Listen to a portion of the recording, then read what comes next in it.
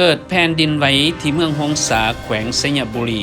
โครงการสร้างทางรถไฟจากท่าเรือวุงอ่างเวียดนามมาถึงเวียงจันทน์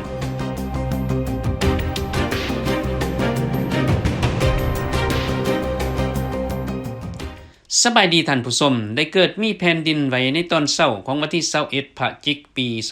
2019 อยู่เขตเมืองหงสาแขวงสยบุรีที่ติดกับแขวงน่านประเทศไทยกรมอุตุนิยมวิทยาศาสตร์แห่งประเทศไทยได้รายงานว่าแผ่นดินไหวครั้งนี้ได้เกิดจุดใจกลางอยู่ที่แขวงสยบุรีประเทศลาวในเวลา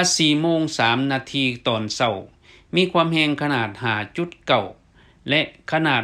6.4 เวลา 6:50 นาทีครั้งนี้แรงกว่าหมู่ใน 18 ครั้งที่เกิดขึ้นกองบัญชาการทหารเมืองหงสาแขวงสยบุรีได้รายงานในตอนบ่ายของมื้อวันที่21พฤศจิกายนเหตุแผ่นดินไหวครั้งนี้เฮือนปลาส้นเปเพ 16 หลังบ้านห้วยจอง 12 หลังบ้านโพนสูง 3 หลังและบ้านน้องหลวง 1 หลังเปเพของการบ้านองค์การกลุ่มบ้าน 2 หลัง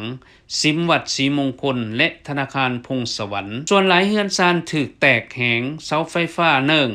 โรงไฟฟ้าดับ2เครื่องแผ่นดินไหวครั้งนี้ได้เกิดขึ้นถึง18ครั้งสะเทือนในวงกว้าง300ถึง600กิโลเมตร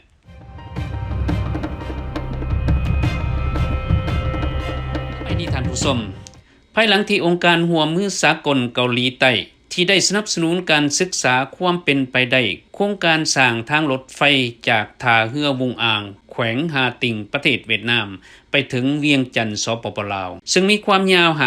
555กิโลเมตรในนี้จากท่าเรือวุงอ่างถึงสายแดนลาว103กิโลเมตรจากสายแดนลาวเวียดนามไปถึงเวียงจันทน์452กิโลเมตรโดยผ่านแขวงขมวนและแขวงบริคำไซเวียงจันทน์มูลค่าการก่อสร้างอาจจะถึง$500สหรัฐซึ่งรวมในมูลค่าก่อสร้าง